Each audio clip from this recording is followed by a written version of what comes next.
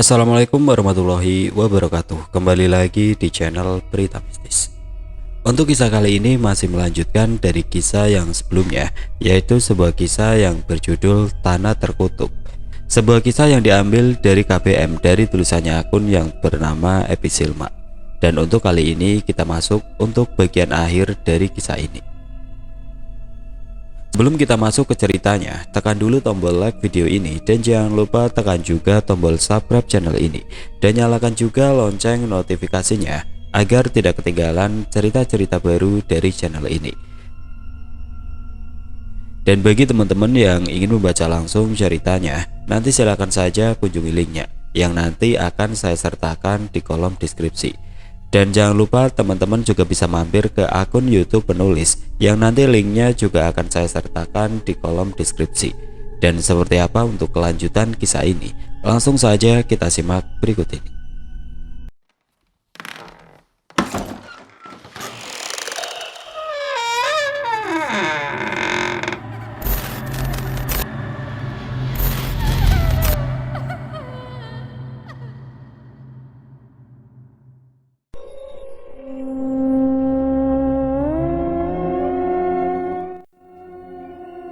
Mana Dargo? Mengapa aku belum melihatnya? Teriak Demang Braja sembari berdiri berkacak pinggang di pendopo rumahnya. Pandangannya menyapu sekeliling halaman, mencari sosok anak buah kesayangannya itu. Balu yang baru datang pun tampak kebingungan. Ia justru mengira Dargo sudah datang lebih awal.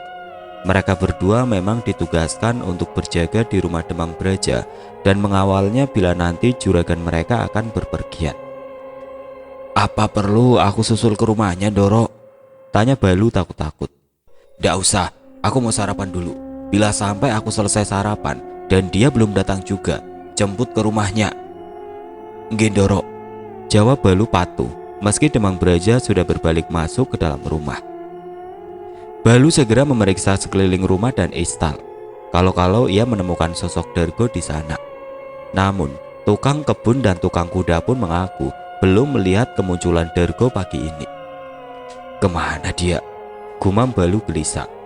Hingga Demang Braja selesai sarapan, Dargo belum juga kelihatan batang hidungnya. Akhirnya sang juragan pun mengutus Balu untuk segera menjemput Dargo. "Pasti simboknya berulah lagi, sehingga Dargo kewalahan mengurus perempuan tua itu. Sudah sejak dari dulu aku suruh dia mencari orang untuk merawat simboknya, tapi saranku tidak pernah didengar," omel Demang Braja. Balu hanya mengangguk-angguk dan segera berpamitan untuk menjemput Dargo. Ia segera memacu kudanya bagai sedang dikejar setan.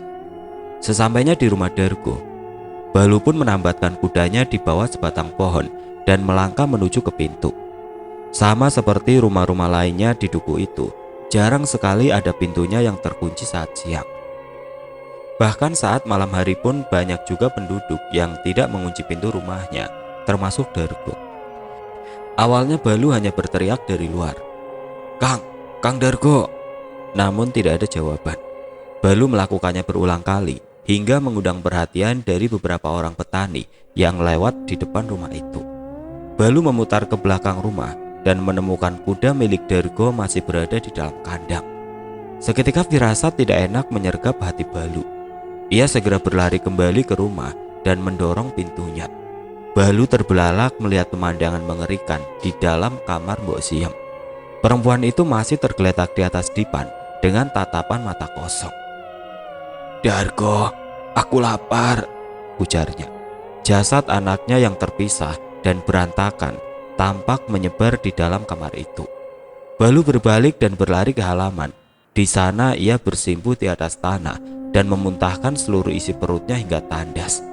Duku itu pun geger atas kematian Dargo. Baru saja Balu tiba di rumah Demang Braja untuk mengabarkan kematian Dargo. Tidak lama kemudian datang seorang lelaki yang tergopoh-gopoh mengabarkan kematian Ki Dipo. Balu dan Demang Braja yang mendengar berita itu pun menjadi terkejut luar biasa. Dua kematian dalam semalam, dua kematian yang mengerikan. Mereka pun menjadi shock dan lemas. "Apakah mereka berdua sama-sama dibunuh oleh makhluk kejadian itu, Balu?" tanya Demang Braja dengan wajah pucat pasi. Balu mengangkat kepalanya perlahan dan menatap Demang Braja sekilas sebelum kembali menunduk. Sepertinya memang demikian, Doro. Ciri-cirinya hampir mirip, jawab Balu terbata-bata. Demang Braja menghempaskan punggungnya pada sandaran kursi. Ia sangat terguncang. Biasanya makhluk itu hanya membunuh satu orang dalam beberapa hari sekali. Namun mengapa tadi malam ia membunuh 2 orang sekaligus? Tanya Demang Braja. Balu tidak punya jawabannya. Ia memilih untuk diam. Dengar Balu, ini rahasia. Balu beringsut mendekat kepada Demang Braja.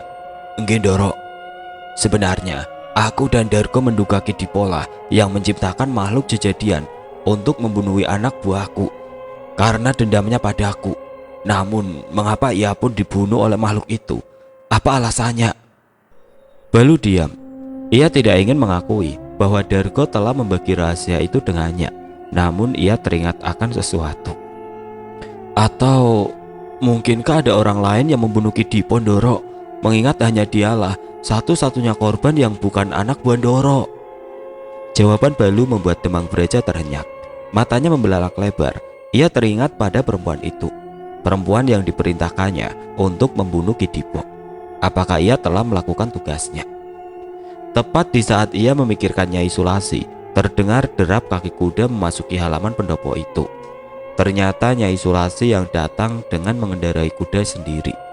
Demang Braja memincingkan matanya hingga perempuan itu mendekat. Aku menagih janjimu, Kakang. Aku sudah menyelesaikan tugasku, ujarnya lugas. Aku tidak yakin kau yang melakukannya, elak Demang Braja. Lalu Kakang pikir kuda milik siapa yang aku tunggangi itu? Serga Nyai Sulasi. Jemari lentiknya menuding ke arah kuda yang dibiarkannya berdiri di halaman sambil memakan rumput. Demang Braja terhenyak. Benar, ia memang mengenali kuda itu. Itu kuda kesayangan Kidipo.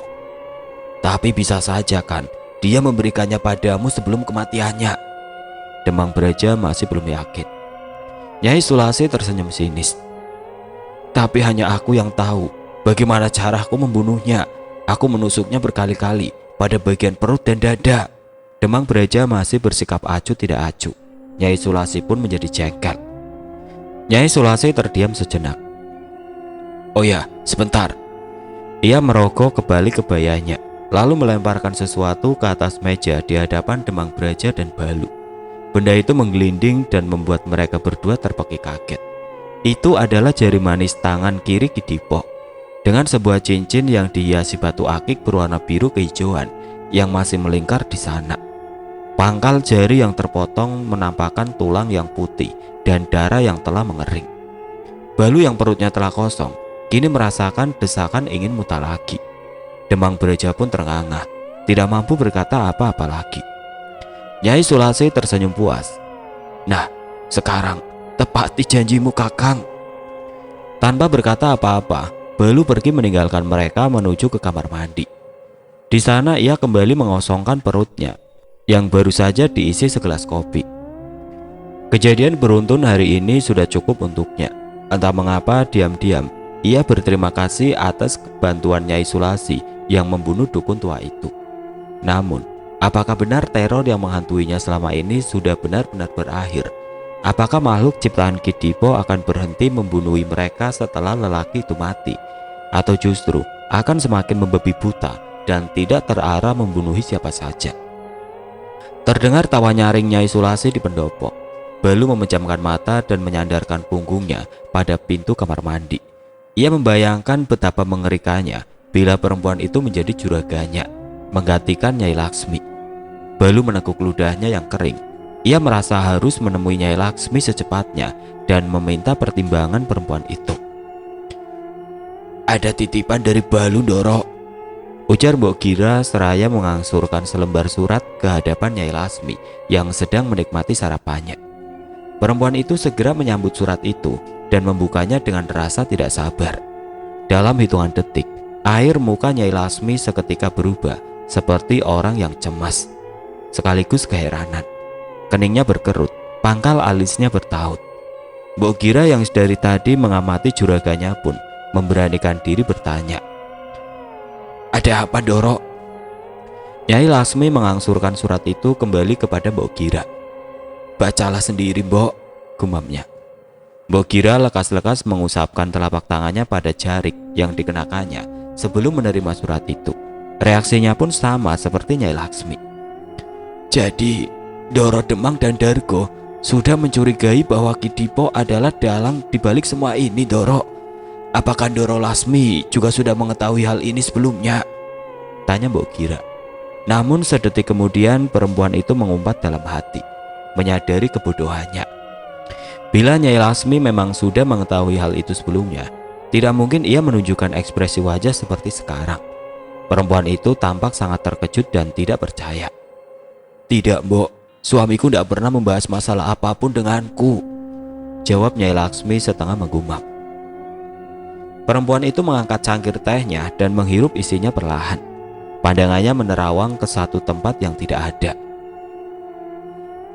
"Aku sudah sering mendengar desas-desus bahwa suamiku berselingkuh dengan banyak perempuan, termasuk yang bernama Sulasi itu. Tapi aku tidak yakin apakah perempuan itu sampai punya nyali untuk membunuh Ki Dipo." Nyai Lasmi menghirup kembali tehnya. Mbok Gira masih setia menanti kelanjutan ucapan juraganya. "Kalau Sulasi sampai mau melakukannya demi harta dan kedudukannya yang dijanjikan oleh suamiku, maka aku pun tidak akan heran bila suatu saat ia punya nyali untuk membunuhku, untuk menyingkirkanku, lalu menggantikanku sebagai istri sah Demang Braja." "Jangan berkata seperti itu, Doro," ujar Mbok Gira pelan. "Kamu tahu itu benar, Mbok," serga Nyai Lasmi. Ucapan itu membuat Mbok Gira terdiam.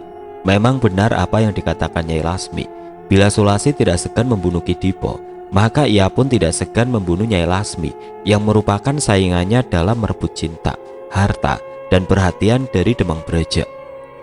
Baru saja Nyai Lasmi akan beranjak dan bersiap untuk pergi ke kebun cengkehnya. Tiba-tiba saja kusir kuda mereka menghambur masuk ke dalam dapur.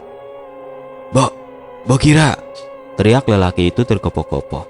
Nyai Lasmi dan Mbok Gira serentak berpaling ke arah pintu dapur.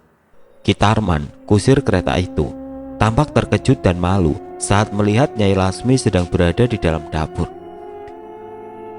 Ada Doro. Maaf, Doro," ujar Ki Tarman sembari membungkuk penuh hormat. "Ada apa? Sampai kau berteriak dan berlari seperti dikejar kuntilanak, Ki?" gurau Nyai Lasmi. Nganu, Doro. Dargo mati terbunuh semalam bersamaan dengan Ki Dipo." Nyai Lasmi dan Mbok Gira berseru berbarengan. "Siapa yang membunuh mereka, Ki?" pekik Nyai Lasmi. "Sepertinya sama seperti yang membunuh anak buah Doro Demang lainnya. Maaf, kemaluan Dargo hilang, tapi Ki Dipo tidak." "Mengapa dia berbeda? Jangan-jangan," gumam Nyai Lasmi. Ia menoleh memandangi Mbok Gira yang ternyata juga tengah menatapnya. Setelah sepekan lebih mereka tidak bersua. Hari itu selepas maghrib, Demang Braja menyambangi Nyai Lasmi di rumahnya. Seperti biasa, Nyai Lasmi pun membuatkan kopi sendiri untuk sang suami. "Kemana saja, Kang? Sudah lama ndak kemari," tanya Nyai Lasmi sembari meletakkan gelas kopi di atas meja. Ia menghenyakan tubuh di kursi yang bersebelahan dengan Demang Braja. Lelaki itu tidak menjawab. Ia asik menikmati asap tembakau dari pipa cangklongnya. Nyai Lasmi menunggu dengan sabar. Ia duduk tegak dengan menggenggam sebuah buku yang tergeletak di pangkuannya. Di sela hembusan asapnya, akhirnya Demang Braja pun menjawab. "Sibuk, banyak sekali urusan," jawabnya datar. Nyai Lasmi melirik sang suami. Tidak biasanya Demang Braja begitu murung dan menjadi pendiam. Bahkan lelaki itu yang biasanya sangat bernafsu setiap kali mereka bertemu, kini tampak dingin, seolah kedatangannya hanyalah sebuah keterpaksaan belaka. Nyai Laksmi menarik nafas panjang dan menghembuskannya kembali. Ia memandangi Demang Braja yang mulai menghirup kopinya. "Aku mau bertanya sesuatu, Kakang," ujarnya. "Apa?" tanya Demang Braja tanpa menoleh sedikit pun. "Siapa Sulasi itu? Aku dengar kabar bahwa Kakang ada hubungan dengan perempuan itu. Padahal kabarnya dia adalah simpanan mendiang Ki Dipo." Demang Braja berhenti menghirup kopinya, lalu meletakkan gelas kopi itu di atas meja dengan suara yang keras. Nyai Lasmi nyaris terlonjak dibuatnya. "Siapa yang memberitahumu tentang perempuan itu?" tanya Demang Braja dengan nada tinggi. "Semua orang mengenal namanya, Kakang. Bukan itu saja, mereka semua juga sudah tahu apa hubungan Kakang dengannya," jawab Nyai Laksmi dengan tenang. "Kalau kau sudah tahu, untuk apa kau bertanya lagi? Apa kau cemburu? Aku tidak cemburu, namun aku tidak suka dibohongi. Aku ingin mendengarnya langsung dari mulut Kakang sendiri." Demang Braja terbahak. "Kau ingin mendengarnya dariku langsung? Baiklah, kini dengarkan baik-baik." Demang Braja memajukan posisi tubuhnya dengan kedua telapak tangan mencengkram sandaran siku di kursinya. Mata lelaki itu menatap tajam langsung ke manik mata Nyai Lasmi. Namun hal itu tidak membuat Nyai Lasmi gentar. Perlakuan sang suami selama ini bukannya membuat ia takut, namun justru membuatnya semakin kebal dan kuat. Dengan wajah tanpa ekspresi, ia meladeni tatapan mata Demang Braja. "Aku ingin mengawininya. Kamu dengar? Aku ingin mengawininya," eja Demang Braja dengan senyuman mengejek. "Mengapa? Bukankah sebelum menikahiku, Kakang sudah menceraikan istri-istri Kakang sebelumnya dan berjanji bahwa hanya akulah satu-satunya istri Kakang untuk selama-lamanya? Lagi pula, semua orang sudah tahu bahwa dia adalah Gundi Kidipo dan Kakang sering meminta bantuan dukun itu. Lalu mengapa justru Kakang ingin mengawini Gundiknya?" Seulas senyum terukir di bibir Nyai Lasmi saat ia melanjutkan ucapannya. "Oh ya, apakah Kakang tahu siapa pelaku pembunuhan terhadap Kidipo?" Nyai Lasmi bertanya dengan nada lembut sembari sedikit menelengkan kepalanya. Disindir demikian membuat wajah Demang Braja memerah. Ia menggertakkan rahangnya. "Berhari-hari sudah aku tidak mengunjungimu. Rupanya hal ini malah membuatmu semakin berani terhadap suamimu sendiri, Lasmi," bentak Demang Braja yang ditanggapi dengan seulas senyuman tipis sang istri. Mata Demang Braja menyipit dan memandang tajam Nyai Lasmi. "Siapa yang sudah mempengaruhimu, Kini wajah Demang Braja hanya sejarak sejengkal saja dari wajah Nyai Lasmi. "Tidak ada seorang pun yang mempengaruhiku, Kakang. Semua murni dari hati nuraniku sendiri," jawab Nyai Lasmi dengan tenang. Demang Braja kembali mengundurkan tubuhnya dan meraih gelas kopinya lagi. "Lalu, apa yang akan kau lakukan bila aku akan tetap mengawininya?" tantangnya.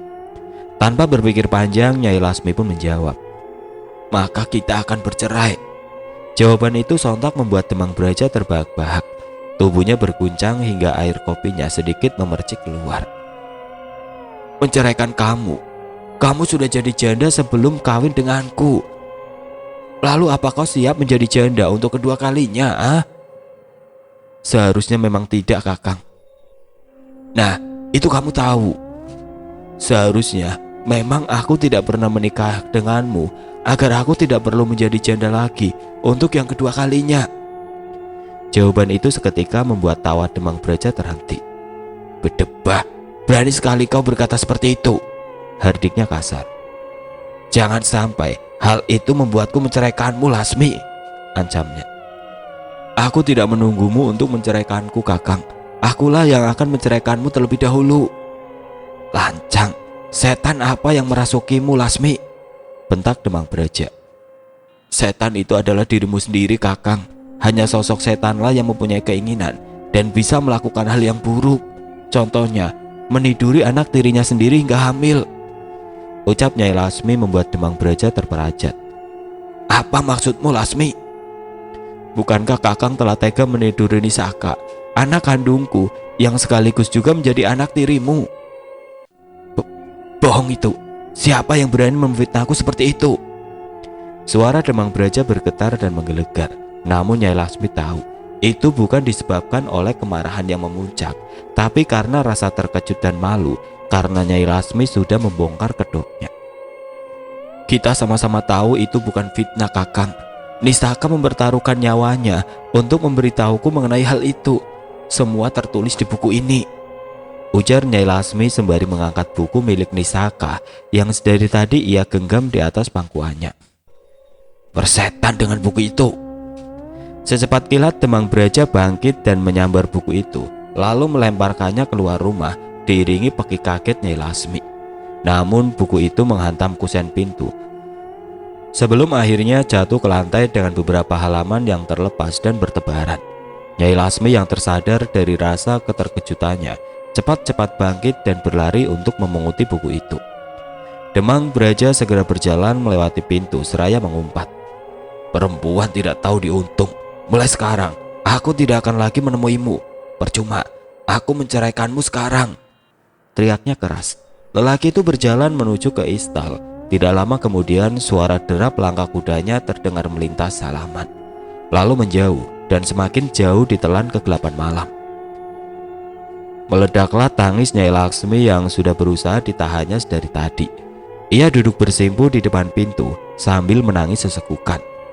Kesedihannya bukan dikarenakan kata cerai yang diucapkan oleh sang suami, namun karena rasa lega luar biasa yang dirasakannya setelah berhasil membuka fakta tepat di hadapan muka lelaki itu.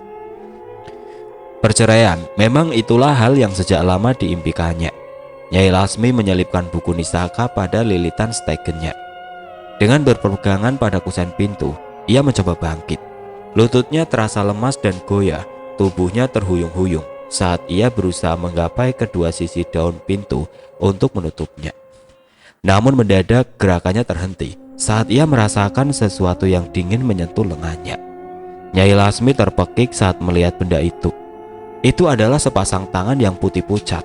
Kedua telapak tangan tanpa tubuh itu mencengkram erat kedua lengan Nyai Lasmi.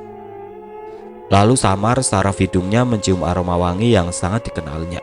Itu aroma parfum yang sudah bercampur dengan aroma tubuh Nisaka. Seketika hal itu membuat tangis Nyai Lasmi kembali meledak. Perlahan tangan putih pucat itu menyambung membentuk sosok tubuh yang utuh. Itu Nisaka, putri kesayangannya. Nisaka berdiri di hadapannya dengan senyum mengembang. Gadis itu mengenakan kebaya putih nan cantik, berpadu dengan kain jarik batiknya yang menjuntai hingga lantai. Rambutnya yang panjang dan hitam berkilat dikepang longgar di sisi kiri kepalanya. "Jangan bersedih, Bu," bisik Nisaka lirih. Nyai Lasmi semakin tergugu, namun ia berusaha keras untuk tersenyum dan mengangguk-anggukkan kepalanya. "Ibu rindu padamu, Ger," balas Nyai Lasmi terbata-bata. "Aku pun rindu pada ibu." "Ibu bingung, Ger. Bagaimana caranya untuk menghentikan semua ini? Sudah banyak orang yang terbunuh, Ger. Sudah cukup. Apakah benar desas-desus tentang Luhung yang menghabisi mereka semua, Ger?" Wajah Nisaka seketika tampak muram. "Benar, Ibu. Kecuali Kidipo. Bukan Luhung yang membunuhnya, karena sosok Luhung yang berkeliaran sekarang adalah ciptaan Kidipo." "Lalu siapakah yang telah membunuh Kidipo, Ger? Ibu mendapat kabar bahwa Nyai Sulasilah yang telah melakukannya. Apakah benar demikian, Ger?" "Betul, Ibu. Memang dialah yang membunuh dukun itu." "Apakah dengan demikian berarti semua teror ini sudah berakhir, Ger?" "Belum, Ibu," jawab Nisaka. Tapi ia buru-buru menambahkan saat melihat wajah sang ibu yang memucat, "Tapi bersabarlah. Aku yang akan turun tangan membantu membereskannya. Sekarang lebih baik ibu tutup pintunya dan segera beristirahat." Tapi, Ger." Nisaka tidak menjawab lagi ucapan sang ibu. Secepat kilat sosoknya seperti melayang mundur, menjauh hingga ke sudut halaman, lalu berbalik dan menghilang. Nyai Lasmi merasakan hatinya lebih lega sekarang. Meski sebenarnya ia bertanya-tanya, hal apa yang bisa dan Nisaka lakukan untuk menghentikan teror ini. "Aku tahu kau kebingungan, Luhung, tersesat dalam kegelapan. Maafkan aku yang telah membuatku menjadi seperti ini. Aku yang terlalu memikirkan diriku sendiri sehingga mengabaikan dirimu. Seandainya sejak awal aku punya keberanian untuk membuka mulut, tidak mungkin peristiwa buruk ini menimpa kepadamu." Nisaka terisak pelan. Ia duduk bersila di atas tanah lantai hutan yang basah dan lembab. Aroma daun basah berselimut embun bercampur dengan aroma kayu yang melapuk, busuk, dan menjadi tempat tumbuhnya cendawan. Di pangkuannya, sosok Luhung yang telah berubah wujud itu meletakkan kepalanya. Makhluk itu menggeram dan sesekali meringkik dengan matanya yang tertutup. Ia tampak lemah, terkulai tidak berdaya. Nisaka memandang lurus ke depan, menembus jauh ke dalam kegelapan hutan. Jemarinya mengelus kepala Luhung yang masih menggeram dan meringkik. Aku rasa aku tahu bagaimana caranya untuk mengakhiri semua ini, Hung. Aku bisa membebaskan kita dari penderitaan, namun aku butuh bantuanmu. Setelah kepergian arwah Nisaka, nyaris semalaman Nyai Lasmi tidak mampu memejamkan matanya. Ia sibuk memikirkan langkah apa yang harus dilakukannya. Saat subuh menjelang, ia bergegas menuju ke pondok tempat kusirnya tinggal. Lelaki itu hanya tinggal sendiri di pondok itu. Anak dan istrinya berada di kampung. Ia tampak terkejut saat Nyai Lasmi mengetuk pintu pondoknya di pagi buta. Sedangkan kemarin juragannya itu sama sekali tidak berpesan apa-apa. Segera bersiap, Pak. Kita jemput Aruna di padepokan. Aku tunggu di pendopo, perintah Nyai Lasmi. Gendoro, jawab lelaki itu tanpa banyak bertanya. Setengah jam kemudian mereka pun berangkat menembus dinginnya embun dan kabut dini hari yang masih menggantung. Sekitar pukul 10 pagi mereka tiba di padepokan. Nyai Lasmi langsung menemui Ki Wesi Aji untuk meminta izin kepadanya agar Aruna tidak belajar ilmu kanuragan untuk sementara waktu. Maafkan aku, Ki. Kedatanganku kemari untuk meminta izin agar Aruna menemaniku selama beberapa hari saja. Aku sedang tidak ingin sendiri, ujar Nyai Lasmi memelas. Sejenak Ki Wesi Aji, sang pemimpin padepokan, terdiam. Semenjak tragedi yang menimpa Nisaka, Aruna memang menjadi sangat murung dan pendiam. Ki Wesi Aji menyesal saat itu tidak meminta Aruna untuk beristirahat dulu untuk sementara waktu dan menemani sang ibu sembari menenangkan diri. Ki Wesi Aji menghela nafas panjang. Tidak apa, Nyai, bawalah Aruna pulang. Aku rasa ia juga ingin bersamamu. Semoga kalian berdua bisa saling menguatkan. Suwun, Ki, jawab Nyai Lasmi. Ki Wesi Aji mengangguk, lalu berpamitan kembali ke halaman untuk melatih para muridnya yang lain. Nyai Lasmi meneguk teh yang sudah dihidangkan oleh istri Ki Wesi Aji sembari menunggu Aruna yang sedang mempersiapkan diri dalam kamarnya. Istri Ki Wesi Aji menemaninya mengobrol. Dari pendopo ini, mereka bisa melihat dengan jelas anak-anak yang sedang berlatih ilmu kanuragan di halaman depan dan samping rumah. Beberapa menit kemudian Aruna pun berpamitan dan mencium punggung tangan sang guru dan istrinya. Ada apa ibu menjemputku? Tanya Aruna keheranan saat mereka sudah berada di dalam kereta kuda yang melaju menuju Jatipati. Tidak ada apa-apa, Ngger. Ibu hanya ingin kamu menemani ibu untuk sementara waktu, ujar Nyai Lasmi lembut. Namun saat berkata demikian, ia melirik kepada kusir sembari mengelus buku milik Nisaka yang diletakkannya di atas tasnya. Aruna mengerti isyarat itu. Ini tentang Nisaka dan Nyai Lasmi. Tidak ingin hal ini didengar oleh orang lain. Sepanjang perjalanan, mereka hanya mengobrolkan kegiatan sehari-hari. Sesampainya di rumah, Nyai Lasmi mengajak Aruna masuk ke dalam kamarnya. Apa yang terjadi, Bu? Tanya Aruna. Pemuda itu duduk di sebuah kursi yang berhadapan dengan sang ibu yang duduk di tepi ranjang. Nyai Lasmi menceritakan tentang peristiwa terbunuhnya Dargo dan Kidipo di malam yang sama, serta dugaan tentang keterlibatan Nyai Sulasi. Tidak lupa ia juga menceritakan tentang kemunculan arwah Nisaka tadi malam. Aruna tampak tertegun saat mendengar cerita sang ibu. Rasanya baru beberapa hari lalu ia pergi ke hutan bersama Nyai Lasmi dan Balu.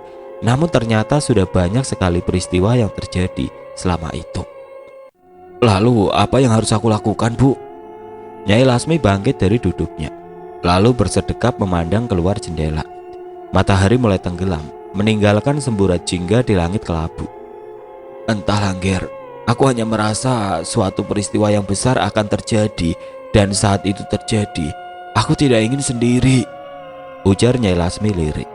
Aruna berdiri dan berjalan menghampiri sang ibu, lalu dipeluknya perempuan tercintanya itu. Tenanglah, Bu, aku ada di sini untuk melindungi ibu, gumamnya. Sore itu Demang Braja menjemput Nyai Sulasi dan membawanya ke rumahnya. Menjelang malam, mereka terlibat percakapan serius di dalam kamar. Kakang sudah setuju untuk mengawiniku. Lalu mengapa Kakang tidak mengizinkanku untuk tinggal di rumah ini. Aku tidak suka selalu diantar jemput seperti ini, tanya Nyai Sulasi sembari bersungut-sungut. Perempuan itu kesal karena meski Demang Braja sudah mengatakan bersedia untuk mengawininya, namun dengan syarat seperti itu. Apa bedanya Sulasi? Toh nanti juga akan kubangun rumahmu seperti istana. Aku hanya ingin sesekali beristirahat di rumah ini sendiri saja setelah lelah menjalankan pekerjaanku. Apalagi setelah perjalanan jauh keluar daerah. Aku ingin beristirahat tanpa terganggu, dalih Demang Braja. Nyai Sulasi tetap cemberut. Tidak seujung kuku pun ia mempercayai alasan itu. Sama seperti sebelum-sebelumnya, ia yakin Demang Braja akan membawa gadis-gadis yang ia sukai ke rumah ini dan menggilirinya. Itu sebabnya lelaki itu mempertahankan rumahnya tanpa seorang nyonya rumah di sana. Namun ia yakin sekali setelah mereka menikah nanti, ia pasti akan bisa lebih mudah mengendalikan Demang Braja. Tapi masalahnya, hingga hari ini pun lelaki itu sama sekali tidak juga membahas kapan pernikahan mereka akan dilangsungkan. Lalu kapan pesta perkawinan kita akan dilangsungkan, Kang? Desaknya. Mengapa mesti terburu-buru Sulasi? Aku baru saja menceraikan Lasmi tempo hari, sesuai permintaanmu. Bersabarlah, tunggulah dalam beberapa hari lagi agar situasi lebih tenang. Orang-orang masih membicarakan tentang kematian Dargo dan Kidipo. Jangan sampai perkawinan kita membuat mereka curiga, serga Demang Braja dengan jengkelnya.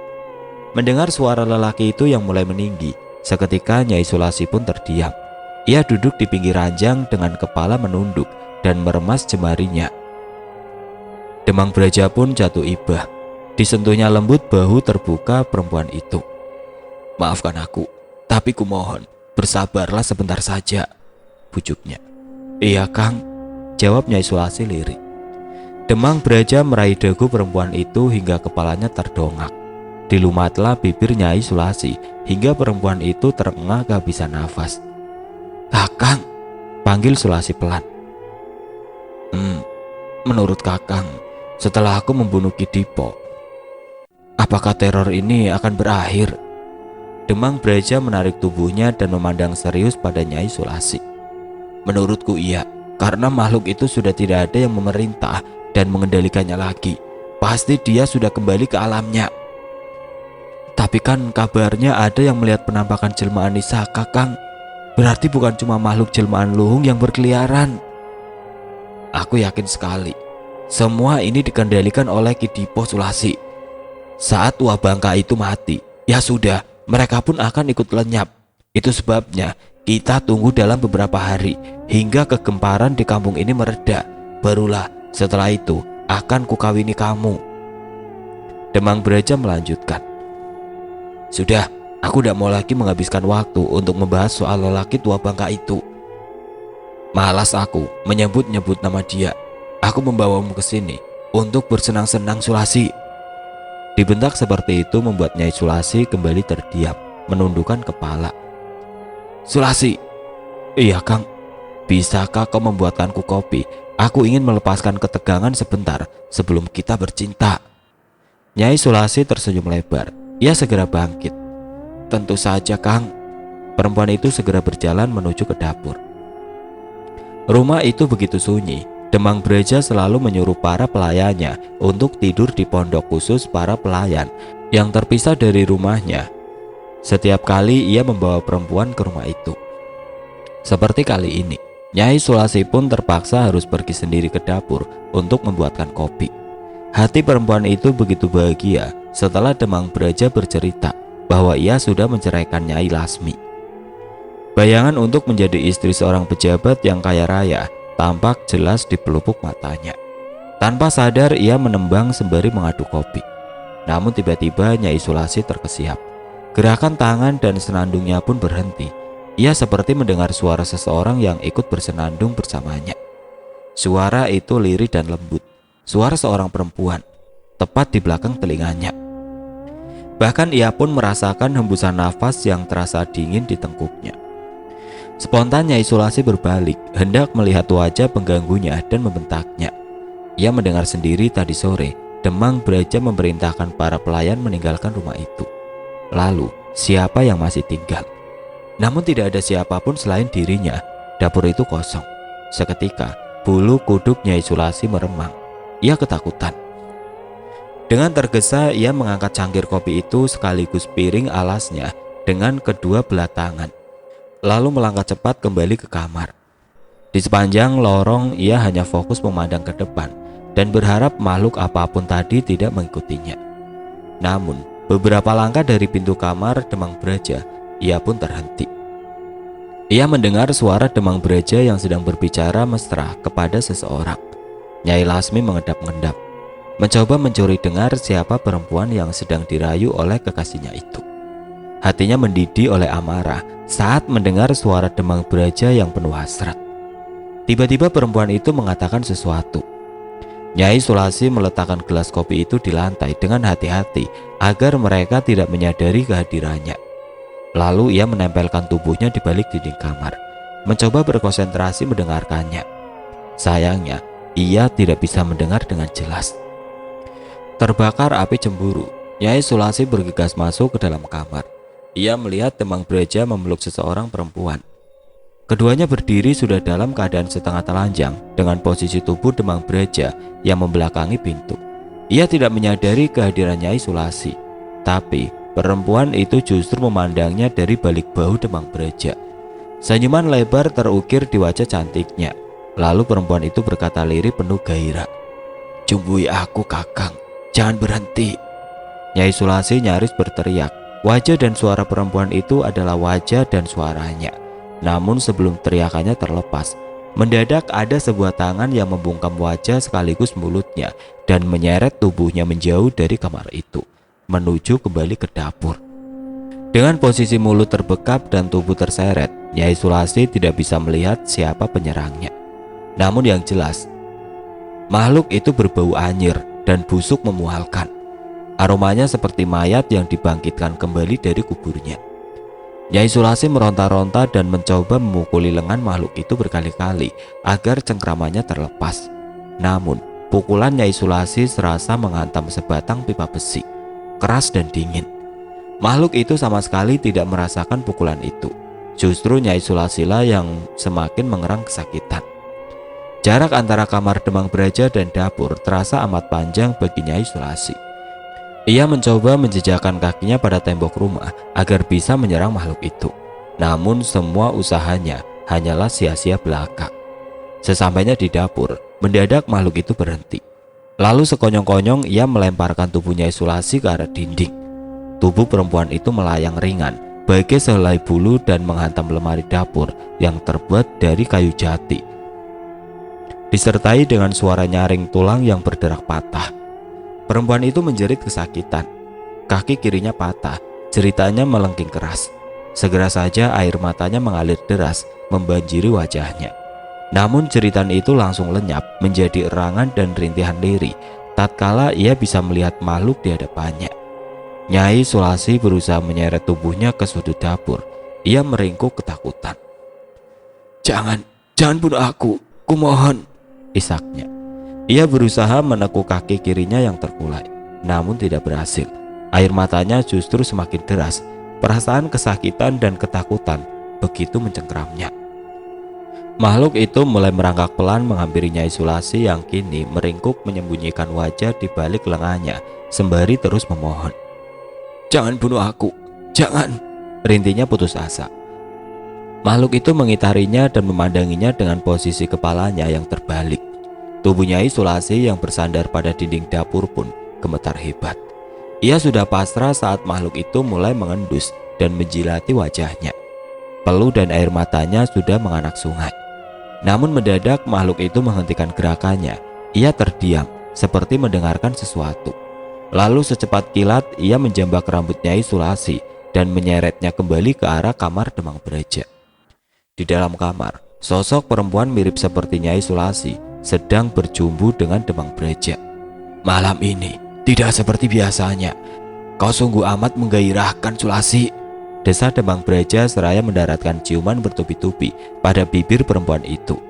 Entah sudah keberapa kalinya Demang Braja menyebut nama Sulasi. Kali ini perempuan itu menjawab pelan. "Pandangi aku baik-baik, Braja. Aku bukanlah Sulasi, ucapnya datar. Demang Braja yang sedang dikuasai nafsu pun membuka matanya, memandangi sosok Nyai Sulasi. Ia yang awalnya tersenyum karena mengira bahwa Nyai Sulasi sedang mencandainya, kini membelalakan mata. Senyumnya pun seketika langsung lenyap. Ia langsung menarik diri menjauh dari sosok perempuan itu. Di hadapannya, wajah, rambut, bentuk tubuh dan pakaian yang dikenakan sosok perempuan itu perlahan berubah. Wajah dewasa Nyai Sulasi berubah menjadi wajah belia Nisaka. Tubuh sintal berisi itu kini berubah menjadi ramping semampai. Rambut yang semula terurai acak-acakan kini tampak terkepang longgar di satu sisi. Kemben Nyai Sulasi berubah menjadi kebaya yang dikenakan Nisaka saat ia menggantung diri. Demang Braja berseru terkejut. "Nisaka, bagaimana bisa? Kau sudah mati!" teriaknya. Nisaka tertawa kecil. Ia berjalan mengelilingi kamar itu dengan langkah pelan. "Apa kau yakin, Braja? Seyakin kau mengira bahwa kau bisa menutupi kebejatanmu padaku?" Demang Braja yang masih terkejut kini mulai ketakutan. Bayangan kematian para anak buahnya yang dalam kondisi mengerikan kembali melintas di ingatannya. Nisaka telah datang untuk mengakhiri hidupnya. Pikiran itu langsung meracuni alam bawah sadarnya. Tanpa berpikir panjang, Demang Braja mencoba bangkit untuk melarikan diri. Ia tidak peduli pada tubuhnya yang nyaris telanjang. Namun seketika langkahnya terhenti. Sesosok makhluk mengerikan telah menghadangnya di pintu kamar dalam posisi kayang. Tangan kanan makhluk itu menjambak dan menarik rambut Nyai Sulasi yang setengah pingsan. Makhluk itu melemparkan tubuh Nyai Sulasi serampangan, lalu merangkak menghampiri Demang Braja. Bau busuk dan anyir darah seketika memenuhi udara saat makhluk itu mendekat. Demang Braja terbungkuk-bungkuk menahan hasrat ingin muntah. Ia merasa mual luar biasa. Demang Braja merosot jatuh ke lantai. Ia tahu tidak ada gunanya melarikan diri dari dua makhluk kejadian yang sedang mengepungnya kini. Demang Braja melirik sekilas pada tubuh Nyai Sulasi yang berada dalam posisi telungkup di atas lantai. Jarak mereka hanya terpisah sekitar 3 meter. Perempuan itu masih hidup meski sinar matanya mulai redup. Mata itu menatap mata Demang Braja. Bibirnya bergetar seolah ingin mengatakan sesuatu. Namun tidak ada sepatah kata pun yang terdengar.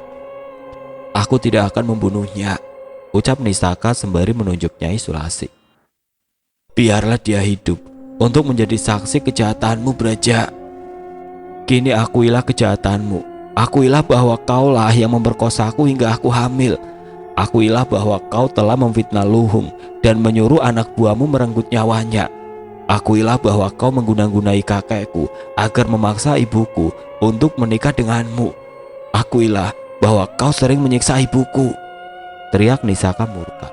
Mendengar teriakan Nisaka, makhluk jelmaan Luhung pun tampak gelisah. Ia merangkak sana kemari seolah tidak sabar untuk menunggu perintah selanjutnya. Demang Braja semakin gemetar. Tubuhnya telah basah kuyup oleh keringat, air mata dan air seninya sendiri. Ia tahu nyawanya kini bagaikan telur di ujung tanduk. Aku mengakui semuanya, Nisaka. Semuanya. Kini maafkanlah aku. Aku ingin mengubahnya. Aku ingin menjadi orang baik," ratap Demang Braja. Tangisnya memilukan. Ia memandang ke arah Nyai Sulasi. Perempuan itu bersimbah air mata. Ia mendengarkan semua pengakuan Demang Braja. "Kau tidak akan pernah menjadi orang baik, Braja. Darah iblis sudah mengalir pekat di dalam aliran darahmu. Kesempatanmu telah habis," ujar Nisaka dingin. "Luhung!" Makhluk itu menoleh cepat saat Nisaka menyebut namanya. "Dia milikmu." Mendengar ucapan Nisaka, kuntilanak lelaki itu segera menerjang Demang Braja. Lelaki itu hanya bisa berteriak-teriak tanpa mampu menggerakkan tubuhnya. Entah apa yang Nisaka lakukan hingga mampu membuat tubuh lelaki itu menjadi sekaku batang pohon. Demang Braja bisa merasakan kesakitan, namun tidak bisa menggerakkan anggota tubuhnya. Jerit kesakitannya terdengar memilukan saat kuntilanak lelaki itu melompat di atas tubuhnya. Kaki makhluk itu menginjak kedua kaki Demang Braja hingga terdengar suara berderak. Disusul dengan tangan makhluk itu yang menghantamkan tangan Demang Braja ke lantai berulang-ulang hingga remuk. Darah seketika membanjiri lantai. Lolongan demang beraja terdengar memilukan. Makhluk itu tampak terganggu dengan jeritan demang beraja. Tiba-tiba saja wajah makhluk itu mendekati wajah demang beraja. Lalu secepat kilat tangannya masuk ke rongga mulut demang beraja dan menarik lidahnya. Makhluk itu menggigit lidah demang beraja hingga putus. Lelaki itu pun jatuh pingsan. Makhluk itu melahap lidah demang beraja dengan rakusnya. Nyai Sulasi yang tidak tahan melihat pemandangan di depannya pun hanya mampu menutup kelopak matanya rapat-rapat. Saat kuntilanak jelmaan luhung itu sedang sibuk dengan demang beraja, Nisaka berbalik dan memandang ke sudut kamar. "Sini Ger, ayo kita temui Simbah dan Pak Lekmu," ujarnya lembut penuh rasa sayang. Sesosok bayi muncul begitu saja dari balik tembok. Bayi lelaki itu berjalan kaku menghampiri sang ibu. Tubuhnya telanjang bulat. Kulit bayi itu tampak sangat merah dan keriput. Kaki dan tangannya kurus dengan ukuran kepala yang besar. Ia berjalan tanpa ekspresi dengan mata tertutup. Tidak ada bentuk hidung maupun mulut di bagian wajah bayi itu. Kedua daun telinganya pun belum berbentuk sempurna. Nisaka bersimpuh menyambut sang anak di pelukannya. Dengan senyum terkembang, Nisaka menggendong bayi itu lalu membawanya melayang melewati pintu kamar. Jenar menahan nafas saat mendengar penuturan Nisaka. Ia mengernyit membayangkan kebrutalan yang Luhung dan Nisaka lakukan. "Apakah hal itu membuatmu puas, Nisaka?" tanyanya. Nisaka tertawa lirih, senyumnya tampak getir. "Entahlah, namun yang pasti aku telah menyiksanya seumur hidup," ujar Nisaka. "Seumur hidup? Maksudmu, apakah demang beraja tidak mati?" tanya Jenar terkejut. Nisaka menggelengkan kepalanya. Ia masih tersenyum simpul. "Tidak, aku memang melarang Luhung membunuhnya. Aku membiarkan dia hidup tersiksa sampai ia tua. Tangan dan kakinya memang berhasil diobati hingga nyawanya tertolong. Namun tangan dan kaki itu kehilangan fungsinya hingga beraja harus menghabiskan waktunya di atas ranjang atau didudukan di kursi." Jenar ternganga mendengar ucapan Nisaka. Bukan itu saja, lidahnya yang terputus pun membuatnya tidak mampu bicara lagi. Aku sering menyambanginya sesekali, senang melihatnya tidak mampu berteriak maupun bergerak, meski aku mendatanginya dengan wujud yang paling mengerikan dan menjijikan. Lelaki itu mungkin sudah memohon-mohon di dalam hati untuk mati saja setiap harinya, karena tersiksa dengan hidupnya yang menyedihkan. Tawa Nisaka berderai pelan, membuat Jenar menelan ludah. Ia tidak sanggup membayangkan penderitaan demang beraja. "Lalu apa yang terjadi dengan Nyai Sulasi? Bukankah kau juga membiarkannya tetap hidup?" "Ya, perempuan itu tetap hidup. Saat pagi tiba, pelayan beraja yang bernama Siti datang ke rumah itu untuk membersihkan rumah dan memasak. Ia histeris saat menemukan beraja dan Sulasi dalam keadaan seperti itu. Warga pun menolong mereka. Sulasi tetap hidup, namun ia menderita cacat karena tulang kaki kirinya yang remuk. Ia bercerita kepada seluruh warga bahwa aku dan Luhung yang melakukan itu semua karena perbuatan kejinya terhadap kami. Semula aku dan Luhung tidak mengusiknya lagi, namun belakangan ia mulai berkoar-koar menyalahkan kami yang telah membuatnya gagal menjadi istri beraja. Akhirnya aku pun kerap menyambanginya, membuatnya ketakutan hingga ia menjadi gila. Lalu ia pun mati karena menolak untuk makan dan tidak bisa tidur." "Cukup Nisaka, jangan kau teruskan," pinta Jenar. Nisaka tersenyum meminta maaf dan menghentikan ocehannya. Jenar mengusap wajahnya dengan kedua telapak tangannya. Ia tidak mampu menghilangkan bayangan kejadian itu dari pikirannya. "Lalu, apa yang kemudian terjadi pada Luhung?" Nisaka menghela nafas panjang dan menundukkan kepala sembari membenahi lipatan jariknya. Ia siap bercerita. Sepanjang malam Aruna mencoba untuk tidur, namun usahanya selalu gagal. Ia hanya membolak-balikan tubuhnya di atas ranjang. Di luar kamar terdengar angin berembus kencang dan suara dedaunan yang berkerosak. Lelah dan jenuh, akhirnya Aruna pun memutuskan untuk keluar dari kamarnya dan menuju ke ruang depan. Aruna melewati pintu kamar sang ibu yang tertutup rapat. Sejenak ia berhenti di depan pintu. Tanpa sadar ia mengangkat tangan kanannya, bersiap untuk mengetuk dengan punggung jarinya. Namun rencana itu pun urung dilakukannya Aruna tidak ingin mengganggu Nyai Lasmi yang telah selesai menempuh perjalanan jauh untuk menjemputnya dari padepokan. Dengan mengendap-endap, Aruna pun melanjutkan langkahnya. "Sedang apa, Ger? Mengapa kau tidak tidur?" Sapaan lembut Nyai Lasmi mengagetkan Aruna hingga membuatnya nyaris terlonjak. Rupanya sang ibu duduk dalam kegelapan di ruang tengah. "Ah, ibu, aku kira siapa?" Nyai Lasmi tertawa pelan. Ia bangkit dan menyalakan lampu minyak kecil yang diletakkan di atas lemari kaca. "Duduklah, Ger." Nyai Lasmi menepuk kursi panjang di sebelahnya.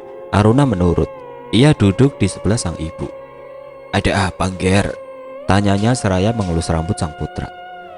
"Tidak ada apa-apa, Bu. Hanya susah tidur, padahal aku sangat mengantuk. Ibu sendiri sedang apa di sini?" "Hanya duduk-duduk saja. Sejak ibu sendiri di rumah ini, ibu sering duduk di sini saat malam. Hal itu menjadi kebiasaan.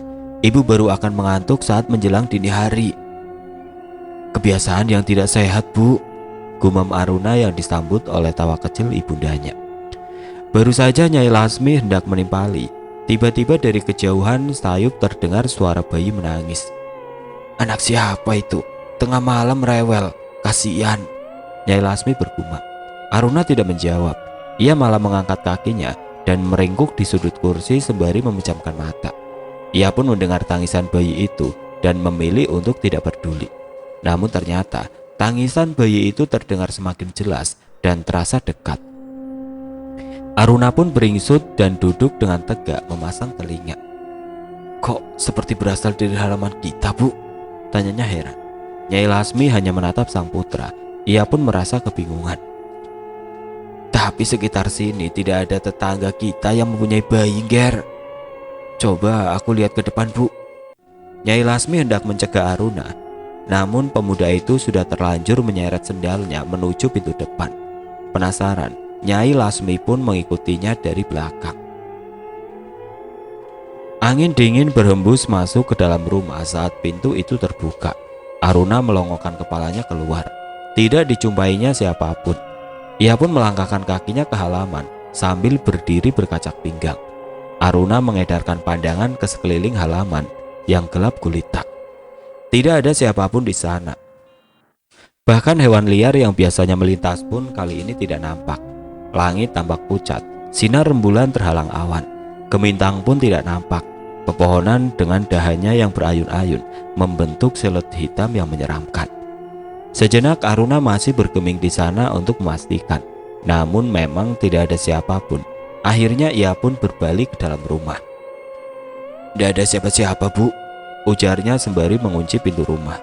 Nyai Lasmi hanya menjawab dengan anggukan. Saat mereka berbalik menuju ke ruang tengah, mereka dikejutkan oleh sosok Nisaka yang menggendong bayinya. Gadis itu memakai kebaya dan kain jarik yang terakhir kali dipakainya semasa hidup.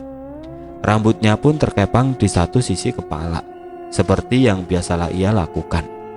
Ia sudah berdiri di dekat kursi yang Nyai Lasmi dan Aruna duduki semula. "Ger, Mbak Ayu?" Nyai Lasmi dan Aruna bertanya bersamaan. Nyai Lasmi merapat dalam dekapan Aruna. "Iya, Bu, Aruna. Ini aku Nisaka. Jangan takut. Aku datang bukan untuk menakuti kalian." Nisaka menggendong bayinya yang terbungkus sehelai kain jarik. Ia menempelkan bayi itu ke dadanya dengan posisi kepala bayi itu bersandar di lekuk lehernya. Ia bergerak mengayun pelan ke kanan dan ke kiri sembari mengalunkan tembang Nina Bubuk. "Ada apa kau datang, Ger?" tanya Nyai Lasmi lirih. Perempuan itu menghampiri sebuah kursi dan duduk menghadap Nisaka. Aruna berdiri di belakangnya dengan memegangi sandaran kursi. "Ibu, malam ini aku dan Luhung sudah menyelesaikan semua urusan kami. Tidak akan ada lagi tragedi yang terjadi di kampung ini." "Apa maksudmu, Mbak Yu?" tanya Aruna. Nisaka tersenyum samar. "Kalian akan tahu beritanya besok pagi." Aruna dan Nyai Lasmi saling melempar pandang bertanya-tanya. Tidak ada kata yang terucap, namun sepertinya mereka sudah bisa menduga maksud Nisaka. Nyai Lasmi merasa bergidik, namun ia tidak ingin bertanya lagi. Biarlah ia menunggu kabar besok saja. "Ibu, aku ingin meminta tolong kepada Ibu," pinta Nisaka. Apa itu, Ger? Tolong sesegera mungkin carikan dan kumpulkan para ulama, kiai, santri dan para penduduk desa untuk mendoakan kami. Aku, Luhung serta anakku, urusan kami di dunia telah selesai. Kami ingin melanjutkan ke alam berikutnya. Baiklah, Ger, besok ibu akan meminta tolong kepada kakekmu untuk menghubungi mereka satu persatu, janji Nyai Lasmi. Suwun ibu. Aruna. Pandangan Nisaka beralih ke sang adik. Iya Mbak Yu. Besok pagi ajaklah Balu menuju ke belakang rumah Kidipo. Untuk apa Mbak Yu? Rumah itu telah kosong sejak Kidipo mati, jawab Aruna heran. Ada sebuah gundukan tanah di bawah pohon kedondong, tepat di belakang rumah Kidipo.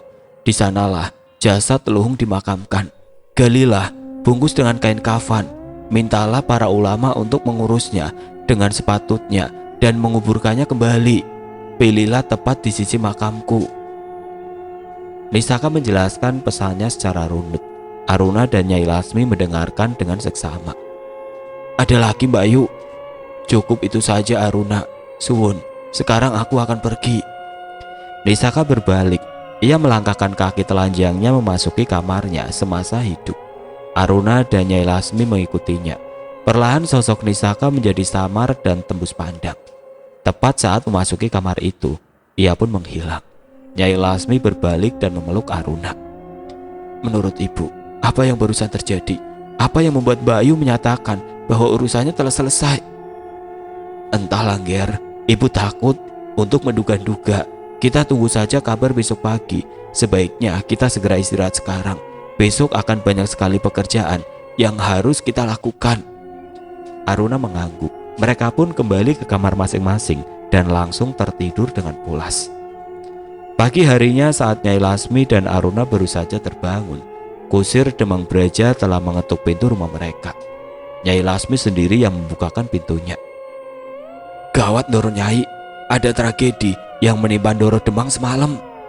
Kusir itu mengabarkan bahwa sang juragan dan Nyai Sulasi terluka parah, sama sekali tidak merasa terkejut. Dengan tenang Nyai Lasmi menjawab, kembalilah Pak, kami sudah bercerai. Apapun yang terjadi padanya, kini sudah bukan menjadi urusanku lagi. Sang kusir tercengang mendengar jawaban itu. Ia sama sekali tidak menduga akan menerima reaksi seperti itu. Oh, baiklah kalau begitu Ndoro Nyai, aku mohon pamit, ujarnya yang dijawab dengan anggukan Nyai Lasmi. Mbok Gira yang baru saja tiba untuk membersihkan ruang depan tampak terkejut mendengarkan percakapan antara kusir Demang Braja dan juragan perempuannya. Ndoro, maafkan kalau pertanyaanku dianggap lancang, ujar Mbok Gira sungkan, kepalanya tertunduk. Ada apa Mbok? Tanya Nyai Lasmi seraya membalikan tubuh dan menatap pembantu setianya itu. Tidak sengaja aku mendengar percakapan Ndoro Nyai dengan kusir itu. Apakah benar yang Ndoro Nyai katakan bahwa Ndoro Nyai dan Ndoro Demang sudah bercerai? Nyai Lasmi tersenyum dan menghela nafas. Semula ia mengira Mbok Gira akan menanyakan tentang tragedi yang menimpa Demang Braja dan Nyai Sulasi. Namun rupanya kabar perceraiannya lah yang lebih membuat perempuan parubaya itu tertarik. Iya Mbok, sudah beberapa hari lalu Demang Braja menjatuhkan talak kepadaku. Aku menerimanya. Mbok Gira menatap sang juragan dengan keprihatinan mendalam. Melihat hal itu Nyai Lasmi hanya tersenyum. Ia mengelus lengan perempuan yang sudah mengabdi kepadanya sejak puluhan tahun lalu. Tidak apa-apa Mbok, semua itu sudah menjadi kehendak Gusti Allah. Justru sekarang aku merasa hidupku jauh lebih tenang ketimbang saat masih bersama lelaki itu. Mbok Gira mengangguk sembari tersenyum mendengar ucapan sang juragan yang menyejukkan hati. Oh iya Ndoro Nyai, satu lagi. Ada apa Mbok? Perempuan itu tampak seperti kebingungan. Katakan saja, paksa Nyai Lasmi. Semalam antara setengah sadar dan bermimpi, aku merasa seperti didatangi Denisaka Ndoro. Oh ya? Apa yang dikatakannya? Denisaka hanya bilang bahwa urusannya dan Luhung telah selesai. Ia memintaku untuk terus mengabdi kepada Ndoro dan Den Aruna. Ah, baiklah Mbok, ujar Nyai Lasmi sembari tersenyum ramah. Doro, apakah yang dimaksud Denny Saka bahwa urusannya telah selesai itu ada hubungannya dengan tragedi yang telah menimpa Demang Braja dan perempuan itu? Tanya Mbok Gira penasaran. Nyai Lasmi hanya menjawab pertanyaan itu dengan senyuman, lalu melangkah menuju ke kamarnya. Tombok Gira sudah bisa memahami arti senyuman itu. Apakah Den Aruna tidak khawatir kalau perbuatan kita bakal dipergoki oleh penduduk desa? Tanya Balu sembari berbisik. Mereka baru saja turun dari kuda masing-masing setelah menambatkan kuda-kuda itu di bawah sebatang pohon rindang di belakang rumah Kidipo. Balu menurunkan 2 buah cangkul yang dibungkus dengan kain karung. Aku yang bertanggung jawab, Kang. Lagi pula, siapa yang berani melintas di sekitaran rumah dukun ini? Sedari tadi aku tidak melihat satupun warga. Mereka sudah ngeri berada dekat-dekat dengan rumah ini. Sudah, ayo kita lanjut, ajak Aruna bersikeras. Mereka langsung menerabas kebun di belakang rumah itu dan mencari-cari sebatang pohon kedondong. Tidak butuh waktu lama, di antara pepohonan nangka dan rambutan yang berdaun rimbun, mereka menemukan sebatang pohon kedondong setinggi 5 meter. Tepat di bawahnya ada gundukan tanah yang tampak seperti masih baru. Suasana kebun itu begitu suram dan sepi. Hanya suara serangga pemakan daun yang mengisi keheningan kebun itu. Aku yakin sekali, pasti di sini, Kang, ujar Aruna dengan antusias. Balu hanya mengangguk setuju meski dengan ekspresi wajah ragu. Jantungnya berdegup kencang, bertalu-talu. Ia hanya berharap semoga jenazah Luhung terbungkus sesuatu. Luhung baru meninggal kurang dari sebulan yang lalu. Pastilah jenazahnya belum hancur dan masih mengeluarkan aroma busuk. Aruna melepas baju dan menggulung pipa celana panjangnya. Balu pun mengikuti perbuatannya. Sudah siap, Kang? Tanya Aruna yang dijawab oleh anggukan Balu. Mereka pun mulai mengayunkan cangkul. Tanah gundukan itu masih terasa gembur. Tidak butuh waktu lama. Di kedalaman kurang dari 2 meter, ujung cangkul Aruna mulai merasa menyentuh sesuatu. Sudah kelihatan kainnya, Kang. Bantu aku, perintah Aruna. Balu pun segera bersimpu dan membungkuk untuk menarik kain jarik yang tersembul di dalam kubangan tanah yang basah. Bau busuk memualkan seketika menyerang penciuman mereka hingga membuat mereka menjulak menahan muntah. Mata mereka berkaca-kaca menahan isi perut yang mulai bergejolak. Cepat kita selesaikan, Kang. Aku tidak tahan lagi berada di tempat ini, tugas Aruna. Balu mengangguk cepat. Segera saja mereka menggulung jenazah itu, lalu memasukkannya ke dalam kantong kain yang sudah mereka siapkan. Mereka menggotongnya lalu menumpangkannya di punggung kuda milik Balu. Tidak lama kemudian mereka pun sudah melesat menuju ke rumah Nyai Lasmi. Sesampainya di sana, para warga sudah berkerumun di halaman rumah Nyai Lasmi untuk menyambut kedatangan mereka. Rupanya, kabar itu begitu cepat menyebar dari mulut ke mulut. Beberapa santri segera membantu Aruna dan Balu menurunkan jenazah itu dari punggung kuda dan langsung membawanya melalui samping rumah menuju ke belakang rumah untuk diurus dan diganti pembungkusnya dengan kain kafan. Aruna dan Balu pun segera membersihkan diri dan mandi. Nyai Lasmi dan Ki Kartolo sedang sibuk mengatur persiapan untuk doa bersama di halaman sembari menunggu para ulama datang satu persatu. Menjelang waktu asar, jenazah Luhung sudah siap untuk dimakamkan kembali. Para warga berduyun-duyun mengiringi rombongan pengantar jenazah hingga ke area pemakaman. Sesuai permintaan Nisaka, jenazah Luhung pun dimakamkan bersebelahan dengan makam Nisaka. Prosesi pemakaman itu berjalan lancar tanpa kendala. Malamnya, di rumah Nyai Lasmi diadakan pengajian bersama. Hal itu dilakukan selama 7 malam berturut-turut. Nyai Lasmi yang menanggung semua biaya untuk mengantar jemput para ulama dan menyediakan hidangan bagi para warga yang mengikuti pengajian. Semenjak itu, sudah tidak terdengar lagi berita tentang kematian tidak wajar atau penampakan kuntilanak Luhung. Kampung Jatipati pun kembali aman tentram, meski beberapa orang penduduk bersaksi bahwa mereka masih pernah melihat penampakan arwah Nisaka. Jenar berpikir keras, mengapa hantu Luhung menghilang, namun hantu Nisaka masih sering menampakkan diri kepada warga. Mengapa seperti itu, Nisaka? Apa yang terjadi? Tanya Jenar akhirnya, setelah tidak tahan memendam rasa penasarannya. Nisaka tersenyum pedih. Luhung mati karena dibunuh Jenar, sedangkan aku mati karena bunuh diri. Mungkin itu sebabnya hingga kini Gusti Allah belum menerimaku di surganya. Jenar tertunduk lesu. Ia sungguh menyesal telah melontarkan pertanyaan seperti itu. Namun apa daya, semua sudah terlanjur terucap. Jenar tercenung mendengar jawaban Nisaka. Ia heran kepada dirinya sendiri, mengapa hal itu luput dari perhatiannya. Lalu, mengapa kau masih menampakkan diri kepada warga, Nisaka? Nisaka tertawa lirik. Aku hanya menghalau mereka dari niat jahat mereka terhadap ibuku. Ucapan Nisaka membuat Jenar mengernyit kening. Ia menunggu tanpa bertanya. Semenjak tentara Nippon masuk ke Jatipati, kampung kami mulai tidak aman lagi. Warga yang kekurangan akhirnya terpaksa membegal, merampok, atau mencuri. Sejak kematianku, ibuku tidak pernah lagi berambisi mengurus usahanya. Beliau lebih banyak menghabiskan waktu di rumah seiring fisiknya yang semakin melemah. Saat malam, beliau selalu sendiri karena Aruna kembali ke padepokan untuk melanjutkan pelajarannya. Di saat itulah ada beberapa orang yang mencoba merampok rumah beliau. Padahal beliau sudah tidak memiliki harta yang melimpah seperti dulu. Aku tidak suka mereka mengganggu ibuku. Akhirnya, dengan membawa serta anakku, kami pun menampakkan diri sehingga membuat mereka lari tunggang langgang. Nisaka tertawa pelan mengenang kejadian itu. Tapi mereka malah mengarang cerita bahwa aku dan anakkulah yang usil telah menghadang perjalanan mereka. Nisaka tersenyum kecut saat ucapan itu keluar dari bibirnya. Kurang ajar, desis Jenar marah. Terserah mereka saja Jenar, aku tidak ingin membela diri. Toh ternyata ada untungnya juga dengan mereka menyebar rumor itu. Ibuku jadi bisa hidup dengan damai hingga Aruna menikah dan tinggal di rumah itu bersama dengan anak dan istrinya. Ibuku meninggal dalam keadaan damai dan bahagia, dikelilingi oleh anak menantu serta cucu-cucunya.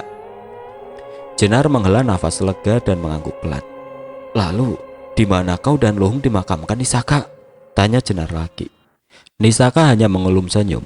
Ia seolah menahan geli mendengar pertanyaan tersebut. Seketika Jenar mengetahui jawaban dari pertanyaannya. Di sini, di rumah ini? Tanya Jenar terbata-bata. Nisaka menjawab pertanyaan itu dengan anggukan pelan yang seakan bisa merontokkan jantung Jenar. Tepatnya di kamar ini, Jenar. Seketika wajah Jenar mencuat. Itulah sebabnya mengapa aku ikut menjaga rumah ini. Menjaga? Menjaga dari apa, Nisaka? Kau menakuti mereka, serga Jenar. Mereka siapa, Jenar? Balas Nisaka. Aku hanya menakut-nakuti mereka yang berniat jahat kepadamu, anak-anakmu, dan harta bendamu di rumah ini. Aku bisa mendengar apa yang mereka bicarakan di belakangmu. Bahkan aku juga bisa mendengar jalan pikiran mereka yang tidak terucapkan. Bila aku memunculkan diri di hadapan mereka, itu hanyalah sebuah peringatan agar mereka tidak berbuat lebih jauh dan sebaiknya segera hengkang dari rumah ini sebelum aku mencelakai mereka. Tapi kau juga menakuti anak-anak dari keluargaku, Nisaka. Jenar, kita hidup berdampingan di tempat yang sama, meski di alam yang berbeda. Batas antara alam gaib dan alam nyata itu nyaris tidak ada. Ada kalanya batas itu terbuka, hingga alam kita pun saling bersimpangan. Nisaka menjelaskannya dengan sabar. Jenar mendengarkannya dengan seksama. Tidak mudah baginya mencerna uraian kalimat itu dalam 1 detik. Aku tidak punya maksud untuk menampakkan diri dan menakuti anak atau keluargamu. Tapi aku juga tidak tahu kapan batas antara alam kita terbuka.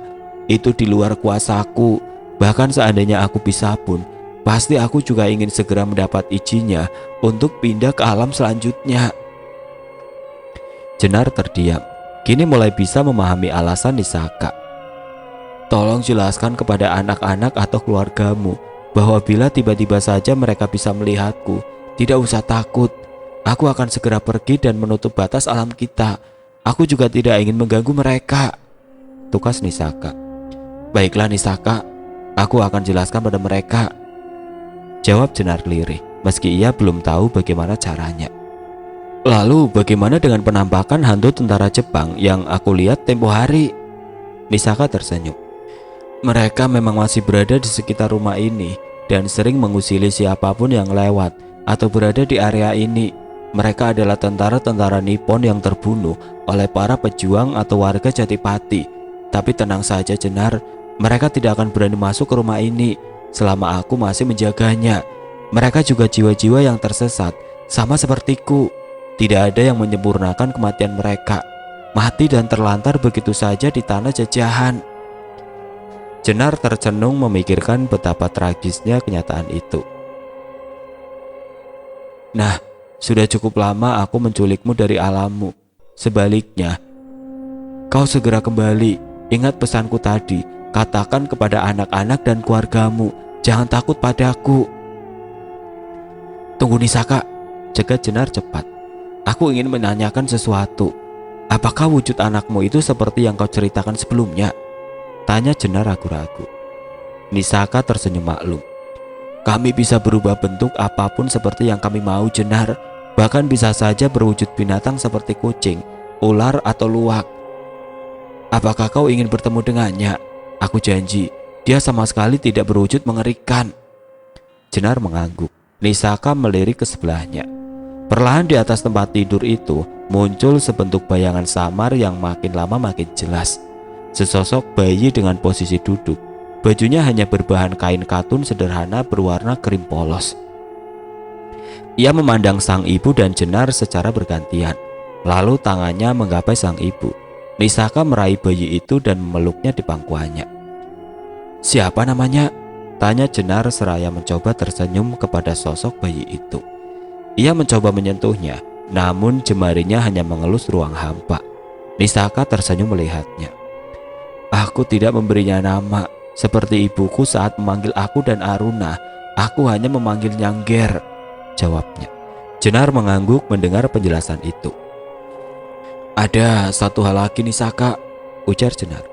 Aku akan meninggalkan rumah ini dalam jangka waktu yang lama.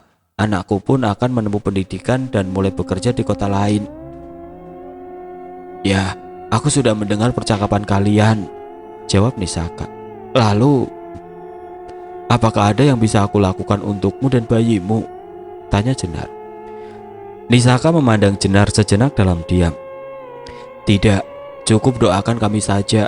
Pergilah, kami akan tetap berada di sini, menjaga rumah ini. Baiklah kalau begitu, sudah cukup pembicaraan kita kali ini. Terima kasih karena telah mau bercerita tentang hidupmu padaku. Nisaka mengangguk. Sosoknya beserta sang bayi dalam pangkuannya pun memudar. Jenar menghela nafas. Ia kembali sendiri. Dari kejauhan terdengar kokok ayam jantan. Sebentar lagi subuh akan datang. Beberapa tahun kemudian. Sudah lama kau tidak pulang kampung Jenar, ujar Ranti lewat sebuah chat di aplikasi. Iya Ran, sibuk kerja dan ngurus keluargaku. Biaya mudik juga tidak murah. Tidak ada keperluan mendesak yang mengharuskanku untuk mudik segera. Terus rumahmu gimana? Kosong gitu? Apa nggak sebaiknya dikontrakan aja? Enggak Ran, aku nggak mau nanti pihak pengontrak bikin masalah yang nggak bisa aku atasi karena posisiku yang sedang nggak berada di Indonesia. Aku takut bila rumahku digunakan untuk macam-macam dan membuat masalah dengan masyarakat sekitar. Tapi kan sayang banget nggak ada yang nempatin. Nanti lama-lama bisa rusak. Padahal kan untuk renovasi kemarin katamu sudah habis sampai ratusan juta. Apa nggak mending dijual saja kalau memang nggak akan ditempati lagi? Bayangan tentang Nisaka dan anaknya serasa terpampang di hadapan Jenar saat ia mendengarkan ocehan Ranti. Lokasi rumahmu itu strategis dan tenang banget loh. Jarak ke pusat kota juga deket. Sekelilingmu sekarang sudah dibangun perumahan baru dan hotel-hotel. Pasti harga jual rumahmu akan sangat mahal. Jenar tersenyum meski Ranti tidak melihatnya. Iya Ran, tapi untuk saat ini aku belum bisa memutuskan apa yang harus aku lakukan dengan rumah itu. Mungkin nanti, beberapa tahun lagi.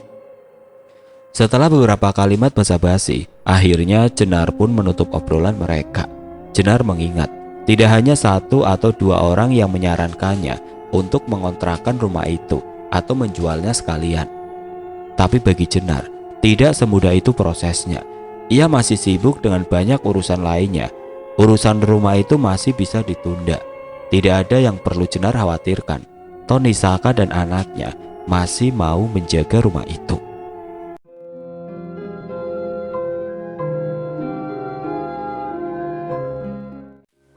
Oke teman-teman, sekian untuk cerita kali ini. Bagaimana menurut kalian tentang kisah ini? Tulis komentar kalian di kolom komentar. Dan bagi teman-teman yang baru bergabung, jangan lupa untuk like, komen, share, serta subscribe channel ini. Dan nantikan kisah-kisah horor berikutnya tetap di channel Berita Mistis. Wassalamualaikum warahmatullahi wabarakatuh.